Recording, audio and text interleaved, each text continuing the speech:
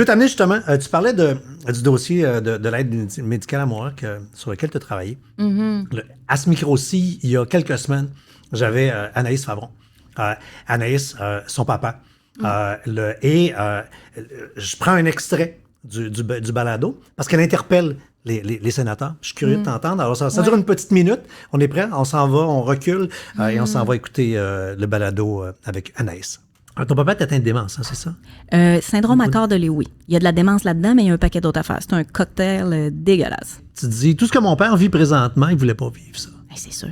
Quand mon père s'est occupé de son père et que son père voulait pas être placé et qu'ils ont été obligés parce que c'était trop grave, puis on était dans le stationnement après une visite, puis mon père nous a dit « Moi, je veux jamais vivre ça. Je veux pas vous faire vivre ce que je vis. Moi, je vais m'organiser. » J'ai dit « Papa, quand ça va t'arriver... » Je le promets. On va aller ensemble en Suisse. On va faire ce qu'il faut. Je te laisserai pas finir comme ça. On a eu cette discussion-là. Fait que quand mon père a eu son diagnostic à 65 ans, c'est très jeune.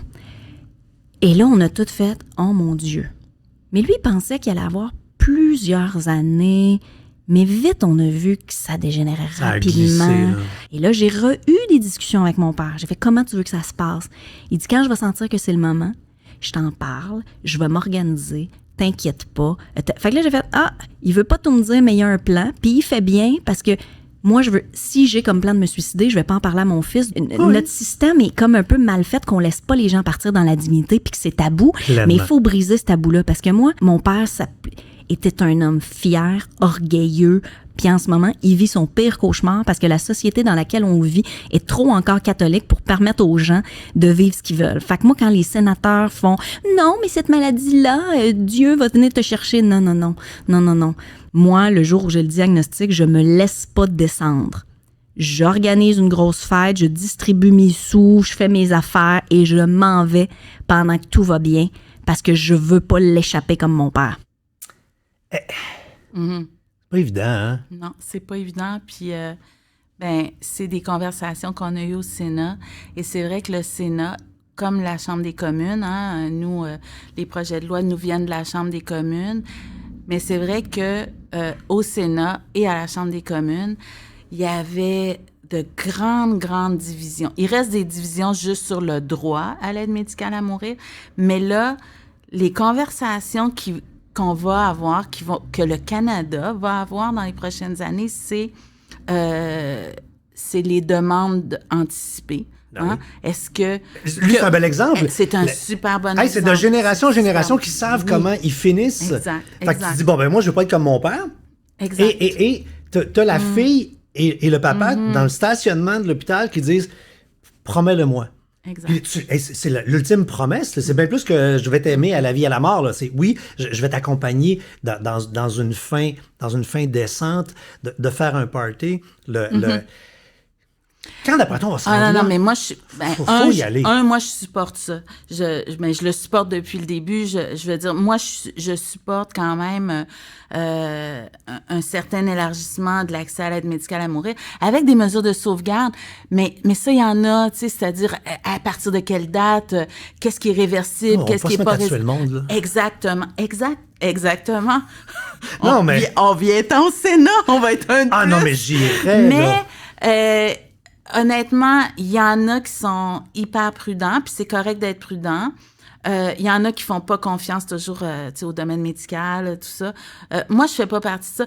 Il y a aussi des gens qui se disent, mais est-ce que, par exemple, dans un système de soins de santé qui manque d'argent, qui manque de ressources, est-ce qu'on va investir là-dedans au lieu d'investir, par exemple, en recherche, en développement, en soins palliatifs? C'est des questions qui sont très, très intéressantes. Moi, je pense que c'est deux choses qui sont différentes. Tu sais. Oui, il faut continuer d'investir dans les soins palliatifs, dans les soutiens à tout le monde, mais éventuellement, quand cette conversation-là arrive, et moi, comme personne en situation de handicap, là, je sais c'est quoi être en perte d'autonomie. J'ai été dans ma vie, quand j'ai eu mon accident, et à d'autres reprises aussi, dans des situations où j'ai pas le contrôle sur ce que je veux faire.